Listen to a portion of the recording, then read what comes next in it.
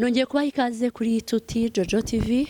Ubu turi ku isaha y'isa 8:30 z'ijoro hano ku kibuga cy'indege i Kanombe, aho twaje guherekeza ikipe y'igihugu ya handball. Ni ikipe y'igihugu ya handball y'abakuru ihagurutse none igiye guhaguruka mu kanya ku isaha y'isa 10 yerekeza mu gihugu cya Misiri, aho igiye kwitabira irushanwa ry'amakipe yabaye ya mbere cyangwa se amakipe meza muri Afrika. Ni amakipe meza muri Afrika muri handball, birumvikana n'amakipe 16 yose agiye kujya mu gikombe cya Afrika mu gihugu cya Misiri. Natwe rero turi hano nka Tuti Jojo TV, aho twaje kubaherekeza cyangwa se twaje kureba uko inkuru ihagaze kugira ngo tuyibagezeho nk'abanyarwanda abakunzi ba siporo by'umwihariko. Nk'uko musanzwe mubimenyereye, ndi Tumukunde Joseline, tubana n'ubundi kuri urubuga cyangwa se kuri no televiziyo ya Tuti Jojo TV. Ikipe y'igihugu igiye guhaguruka ku isaha y'isa 10 zuzuye, igiye guhaguruka ari abakinnyi bagera kuri 18 na staff y'abantu bagera kuri 11, aho imikino izatangira ku itariki 17 z'uku kwezi kwa mbere. Birumvikana ko bahagurutse mbere y'igihe, ariko igitumye bahaguruka mbere y'igihe no kugira ngo bajye gukomeza imyiteguro bari bamazemo igihe kingana n'ukwezi n'ibyumweru 2 hano mu Rwanda. Bagiye gukomeza imyitozo rero mu gihugu cya Misiri, aho bazakina imikino ya gishuti n'ikipe ya Maroc ndetse n'ikipe yo muri Congo cyangwa se DRC. Bazakina imikino ya gishuti mu rwego rwo kugira ngo bitegure neza. Ni ikipe ihagurutse yuzuye, ihagurutse ari abakinnyi buzuye, delegation yuzuye, uretse umutoza mukuru ukomoka muri Espagne badahagurukanye, ariko bazahura ku munsi w'ejo ku isaha y'isa 8 nibwo azaba ageze muri Misiri, kuko we arahaguruka muri Espagne. Ubwo bahagurutse mu Rwanda we araba ahaguruka muri Espagne. Bazahurire rero mu Misiri kugira ngo bakomezanye imyitozo ndetse n'imyiteguro itandukanye ku rwego mpuzamahanga. Nibwo bwa mbere ikipe y'igihugu y'abakuru yitabiriye ino mikino, ni imikino y'igikombe cya Afrika. Birumvikana nkuko namaze kubibabwira, nibwo bwa mbere bagiye kuyitabira. Biteguye iki rero? Baritega iki? Abanyarwanda twitega iki ku cyo bagiye kutwereka? Umutoza hari ibyo amaze kutubwira, ndetse na perezida wa federation nawe hari ibyo amaze kutubwira. Mu kanya tugiye kuba dutega amatwi tukabyumva, hanyuma natwe tukazakomeza twumva ndetse tunakurikira uko bitwara umunsi ku munsi. Nzagenda mbibabwira, nzagenda mbibagezaho, tuzaba natwe tuhabaye gatanu ku kandi. Icyo nakubwira munyarwanda, munyarwandakazi, ni byiza gushyigikira ikipe yawe, ni byiza gushyigikira ikipe y'igihugu, kuko iyo bagiye ntago ari bo bonyine bagiye, baba bajyanye u Rwanda muri rusange, baba bajyanye izina ry'igihugu cyacu. Natwe rero tugomba kuhaba, tugomba kubashyigikira, tukazareba uko bizajya bigenda. Ndagira ngo nkubwire ko ikipe y'igihugu y'u Rwanda niyo yonyine kugeza uyu munsi muri handball mu batoya, ariko niho ndi kuvuga, bamaze kuba batwereka ko bashoboye, kuko bamaze kwinjiza ibikombe bigera muri 3 mu Rwanda babikuye hanze y'igihugu. Kuri inshuro tugiye kwitegereza cyangwa se turebe ubundi ikipe nkuru yo bizabaho cyangwa se izashobora kuba hari icyo yakora. Reka tubihanga amaso mu nkuru zacu zigiye zitaha, tuzagenda tubibaganiriza. Ni Joseline Tumukunde, reka dukurikire interview z'umutoza ndetse tunarebe umuyobozi wa federation icyo adutangariza. Ariko kandi ndakubwira ko n'ubuyobozi bw'igihugu cyangwa se Ministeri ya Siporo nayo yamaze kuba ibashyikiriza idarapo mbere yuko berekeza ku kibuga cy'indege. Nabyo turaza kuba dukurikira umuhango ko wagenze. Ni muri iyi nkuru, ntujye kure, byose uraba ubikurikirana. Mbere mu mateka y'u Rwanda tugiye kwitaba igikombe cya Afrika mu bakuru, kuko mu bato twagiye tubyitabira mu buryo butandukanye, ariko ni ubwa mbere mu myaka irenga 50 mu bwa mbere u Rwanda agiye kwitabira imikino. Nkuko wabyumvise rero, ni ibyishimo bafite ari abakinnyi ku bwabo, kuko ari ubwa mbere bagiye kwitabira imikino. Urabona ko bafite ishyaka yo kumva ko bishimiye kuba nk'abanyarwanda ba mbere bagiye guhagararira u Rwanda bwa mbere mu mateka y'abanyarwanda bagiye guhagararira igihugu muri iyi mikino nyafurika. Ikindi wabonye nuko ubuyobozi bwa federation urabona ko bari hafi cyane, bari hafi by'umwihariko. Urabona ko abakinnyi uburyo twavuganye urako bavuga ati nta kibazo dufite, federation yatwitaye bishoboka byose. Ibyo natwe biradushimisha cyane ko mu bushobozi tuba twabonye bukeya, mu bufatanye dukorana ko dukorana neza. Kandi ubirebye muri no minsi handball agenda itera intambwe warayibonye mu bakobwa ba gatatu muri Afrika, abahungu bato bavuye mu gikombe cy'isi mu karere bagiye batsinda imikino itandukanye, twakira igikombe cya Afrika mu Rwanda mwarabibonye. Bigaragara ko rero ari umwanya mwiza batoye marazamuka none n'abakuru ubu ngubu ko babonetse bagiye bwa mbere mu gikombe cy'isi cya Afrika. Ni kuri twebwe rero mu myiteguro twafatanije nabo turabona ko batanga icyizere nkuko babyivugiye, tukabona ko nk'igihugu twishimiye kuba bwa mbere mu mateka y'umukino wa handball tubashe kugera hariya hantu. Nibyo koko biragoye umuntu ajya mu marushanwa nk'uko bwa mbere, hari ibyo ushaka kumusaba byinshi aho gasa tuba dushaka byinshi nk'ababasaba tubasaba byinshi, ariko urabona bari mu itsinda buriya twabanje kubasaba ko byibura itsinda barimo babanza bakarivamo, buriya batambutse mu itsinda barimo ibindi urabimenya uhita ubona n'abandi ko bakina. Ubu turabasaba ko byibura baba barenze amajonjora y'ibanze bakajya muri 1/8, 1/4 nako tukamenya kureba ibindi aho bizakomerezaho. Ibyishimo kandi n'ishema rikomeye kuba tugiye kuba twahagararira u Rwanda n'abanyarwanda, n'ubu tugahagarara n'abahandballeri bose kuko bakoze selection nationale, bakora mu selection mu gihugu cyose. N'ubango rero kubasha kubonekamo ni byiza cyane kandi bitanga icyizere. Nibura ni CV ku muntu kuba nibura witabiriye igikombe cya Afrika, ni ishema rikomeye cyane. Iyi myiteguro yagenze neza, twakoranye n'umutoza w'Umwespanyol, nuko yaje kujya mu biruhuko by'iminsi mikuru akagenda, ariko tuzongera tubonane, tuzahurira mu Misiri kira cyumweru cyose tuzaba dufite cy'imyitozo, tuzaba turi gukorana n'ubundi. Imyitozo yagenze neza muri rusange, twakoreye nyine mu masare kandi tuzakiniramo. None ko dufite BK Arena ari ku rwego rw'amasare tuzakiniramo.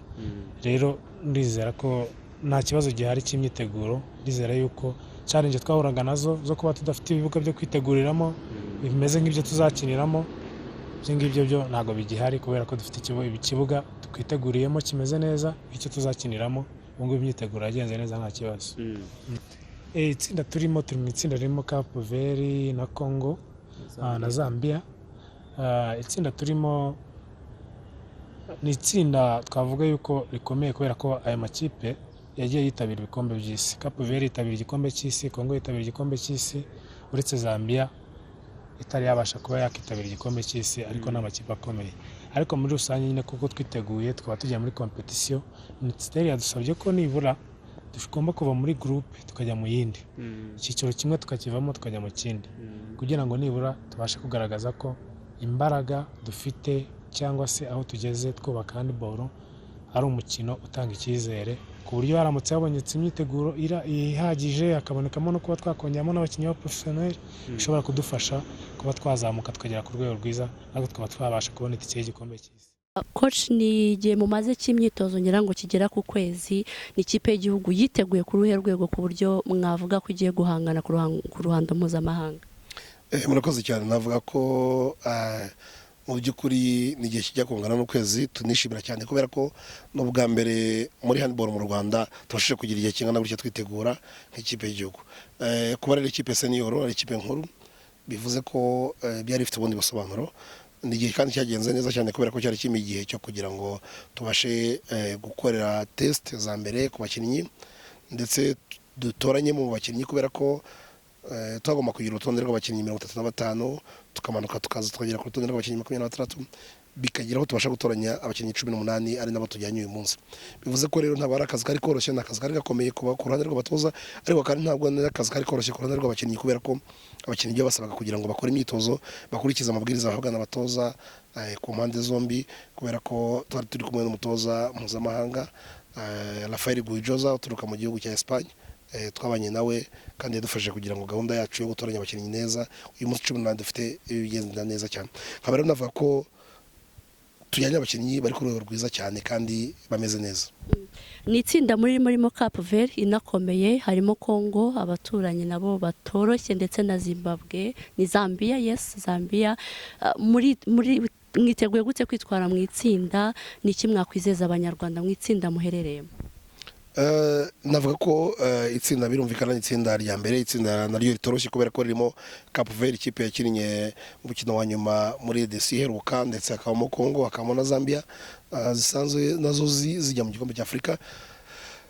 Kuri twebwe rero intego yacu ni intego imwe nuko turenga imikino y'amajonjora. kurenga imikino y'amajonjora niyo target twihaye, kandi ntabwo ari gusa abakinnyi barabyumva nabo, ndetse nava ko coaching staff natwe tubyumva, yewe n'abayobozi bacu nabo barabyumva, kubera ko niyo ntego twihaye. Ni intego twihaye kubera ko tugomba kugira ibyo tugaragaza nk'urwego rwacu, ndetse nk'igihugu kizakira ino mikino muri 2026 tugomba kuba ari ibyo tugaragaza ku rwego rwa Afurika. Bivuze ko rero intego yacu no kurenga imikino y'amajonjora, kandi nakwizeza abanyarwanda ko muri rusange ko icyo tugiye gukora no kugira ngo dukore kandi tubashe kurenga imikino y'amajonjora. None iyo urenze imikino y'amajonjora burya bikwereka ko uzakina indi mikino ikurikiyeho, niyo mikino ibikomeye cyane. Turebye kuri finali cyangwa se intego bahagurukije mu Rwanda, umaze kutubwira ku matsinda, ariko intego ibahagurukije mu Rwanda ubundi mu mutwe wanyu ni iyihe? Mu by'ukuri buriya iyo uyuye mu gikombe nk'iki ngiki kurushanwa kuri Afurika, tuba twifuza kuzana resulta nziza cyane, ni ugutwara igikombe ukaba wakigeraho. Iyo mvuze rero ngo imikino y'amajonjora uko tugomba kure, iyo urenze icyiciro cya mbere burya bikwereka uko ibindi bizakinwa, kuko kubera ko ushobora kwiha intego wenda imijonjora ntuyarenga, ariko iyo yarenze burya ibindi bikurikiyeho uba waramaze kumenya abo muzakina, uba wamaze kumenya abo muhanganye n'uburyo bw'imikinire yabo, kubera ko ufite amavideo cyangwa se ukanamenya nabo muhanganye muri icyo gihe. Tuzaba turimo tumenya ngo niba tuzahangana. Navuga ko rero mu by'ukuri nuko twifuza gukora ibyiza bidasanzwe, kubera ko n'ubwa mbere tujye mu gikombe cy'Afurika, twifuza kugira resulta nziza zintanga icyizere yuko nitwakira muri 2026 tuzaba ku rwego rwiza cyane. Murakoze cyane, namwe turabashimiye. Perezida, ni ikipe y'igihugu igiye guhaguruka nonaha y'abakuru, ni ikipe yiteguye gute mu gihe mu Misiri mu gikombe cy'Afurika? Mu by'ukuri wabwira gute abanyarwanda uko mwiteguye? Urakoze. Navuga ko mu by'ukuri byasabwaga gukorwa byose kugira ngo ikipe y'igihugu yitegure neza, izahatane, ngira ngo byarakozwe. Tunashimira cyane ubuyobozi bw'igihugu cyacu bwaduhaye amahirwe, kuko ni ubwa mbere ikipe y'igihugu y'u Rwanda ya handball y'abagabo cyangwa se y'abakuru yitabiriye amarushanwa nk'aya.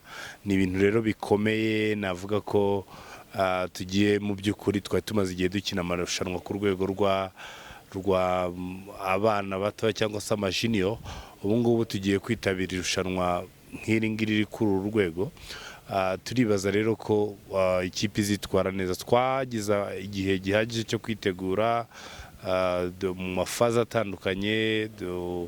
Ikipe mu kuva ku bakinnyi bagera kuri 30 tugera kuri 25, tugera ku bakinnyi 18, hanyuma kandi bagize amahirwe, baba batoza navuga bakomeye mu gihugu cyacu, ndetse bafatanyije n'umutoza w'umure Espagne, Rafael Guijosa. Navuga ko bakoze ibishoboka byose.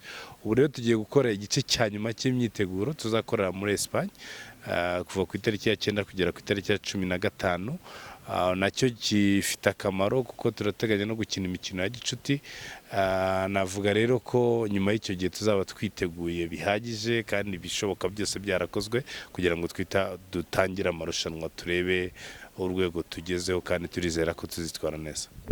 Hari igice cy'imyitozo n'imyiteguro birumvikana, ariko noneho aka kanya reka tugire icyo tubwira abanyarwanda. Mwabwira icyo abakunzi ba handball babonye mugiye, murabizeza iki, muzazana iyihe mpamvu?